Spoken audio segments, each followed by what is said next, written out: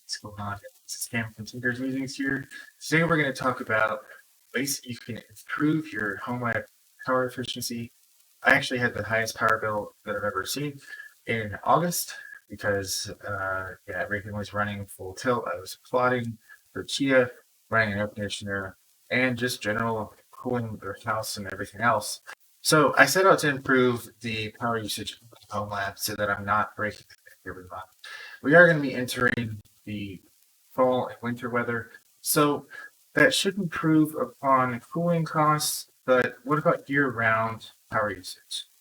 So today we're going to get into basically the server that I determined as the heaviest hitter in terms of power usage, and this is a server slash JBOD that I've had since probably April, May, and I've been using it for a few months here. And we'll go over its power usage and what we can do to improve on that. All right, well, let's get started. Back in May, I bought this Cisco JBOD that has 60 drives, and it's a 2-node server, and you can put V3 or V4 until E5 2600 CPUs in this system, as well as up to, I believe, a terabyte of RAM for each node. But as you know, adding higher power CPUs and more RAM, as well as other equipment, will bring this power usage up a bit.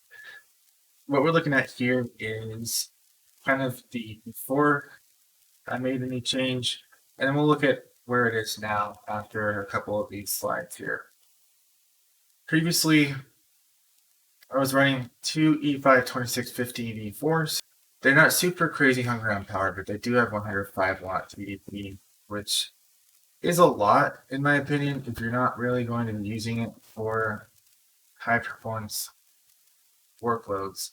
I actually had planned on plotting Chia directly on this JBOD, and it just didn't make sense because once I filled up the drives that I had with plots, I had these extremely high wattage just for idle, and this right here, the 456 watts, doesn't mean that it was always running at that level, but it was between 400 and 500 watts just sitting there.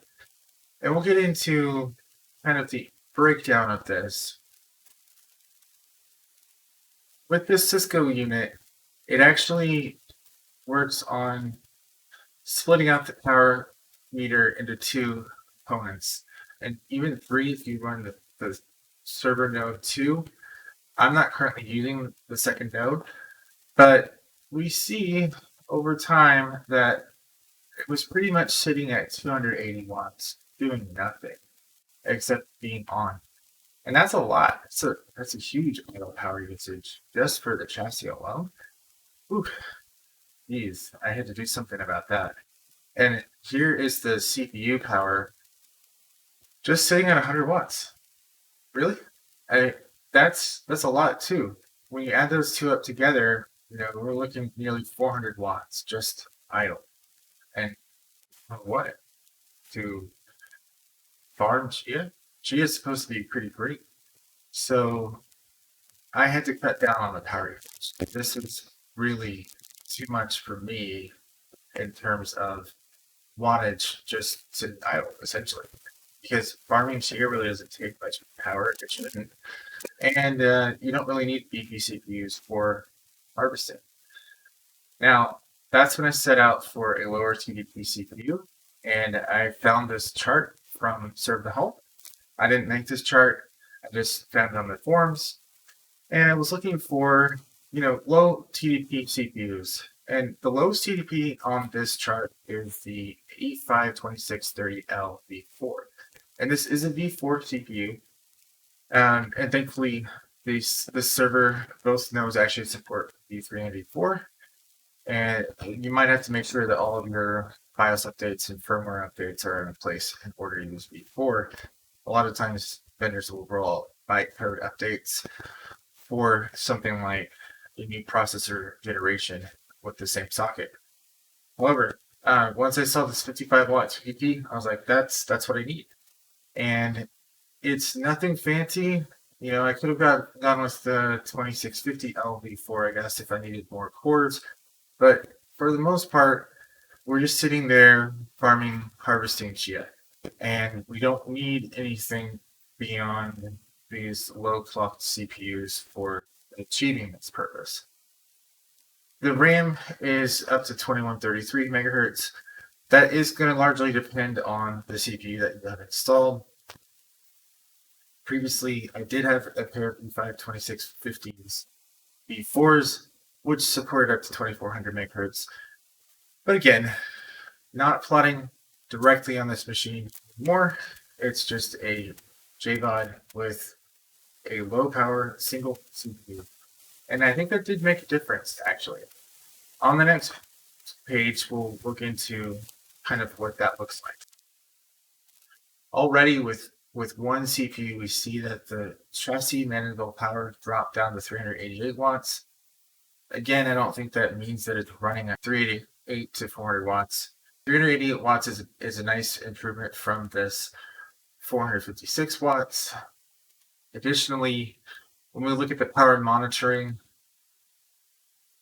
first it's going to show the chassis power. I did remove one of the NVMe SSDs that I'm no longer using because I'm not plotting on this machine, and that it improved upon the chassis wattage. It is down from 280 to 227 watts. Really? That's nice. That's a nice margin. And we are also running with less RAM. Instead of 256 gigabytes of RAM, which I was using for Mad Max, we're down to 16 gigabytes of RAM. And I think that makes a big difference in terms of overall power usage, because everything that you put in your server has some kind of power draw. So take that into consideration.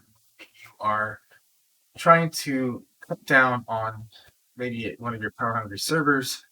If power profiles are available, look at those too. Now let's look at server 1. All right, well, this is really incredible. When you look at this 45 watts versus the 100 watts that it was sitting at previously, wow, that's a 50% reduction. And that's incredible. Between the 280 watts down to 220 and the 100 down to 45, that's very, very good. This brings it down to 265 watts. I'm very, very pleased with the way this worked out. Really, this is all I'm doing. We look at unRAID with a Machinaris Chia harvester. I don't have any parity disks on unRAID. I know that's kind of silly, but I don't need parity because it's Chia Plus. I don't have anything mission critical on these hard drives. It doesn't take very much time to replot 60 terabytes from at this point. I now have a quad socket system that I can crank out about 90 plots a day. No problem. And we have achieved the low energy usage that we were going for. Went down from two E5-2650 V4s, which are respectable CPUs, and it is basically 1% processor load. You can see that the cores and the hyperthreading really aren't kicking in all that much. RAM usage is quite good. 16 gigabytes should be enough for Chia plus a couple of forks. If you are farming forks at this point, you might need a little bit more RAM depending on your needs, but 16 gigabytes is enough. And I'm happy with this. And the way that unRAID works is we have a maximum of 30 drives. So once I fill up 30 drives on this JBOD, then I'm going to need to spin up the second node. And I'll do the same thing over there. And we should see comparable power usage on the server node too. But it doesn't really increase the chassis power. So we're getting some pretty performant and power efficient usage by dropping down to one CPU and 16 gigabytes of RAM. Well, would I recommend this JBOD? I would say maybe. my first reaction before doing the optimization here would be no, because it was pretty power hungry. I would say 500 watts previously, 400 to 500 watts was just too much power to be drawing for, you know, a bunch of disks and really a very lightweight process. You don't have to run a dual CPU configuration. You don't. You don't even have to run the second server node if you don't want to. And I might not. unRAID might not actually be the system that I stick with in the long term. The only trouble is really this 40 gigabit networking and the virtual network cards that Cisco creates. I can't figure these out. I might try again one day. But for now, Docker works. I'm not able to create any virtual machines, unfortunately, because I can't bind to this network interface from a virtual machine and get an IP. Because I can't bind to this network interface and get an IP address, so I had just left it at Docker for the time being. But really, this isn't going to be a virtualization powerhouse.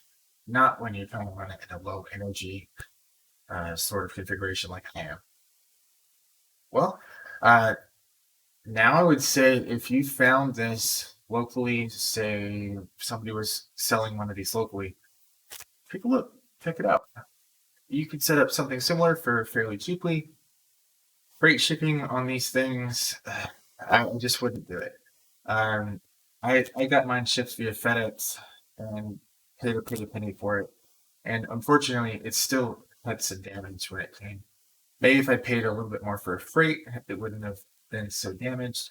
I can't actually rack this with rails. It's just gravity racked right now. I still do have the rails. Maybe one day I'll give it another shot.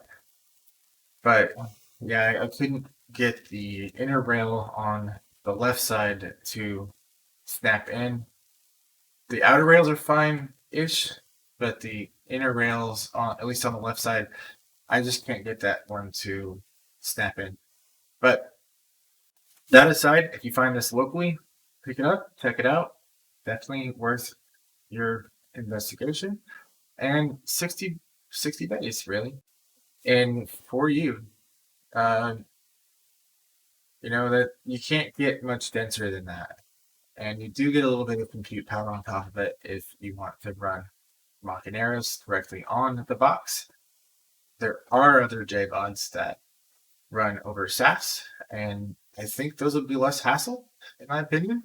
But if you see this, if somebody is selling this on your local ads, local marketplace, check it out. Well, that'll do it for this video, guys. I hope you enjoyed.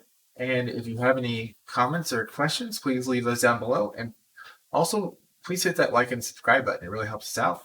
And also hit the bell icon so you can be notified in the next video. We'll be coming out with some new content soon on what you can do to further reduce your home lab footprint. Thanks, guys. I hope you enjoyed. Talk to you later.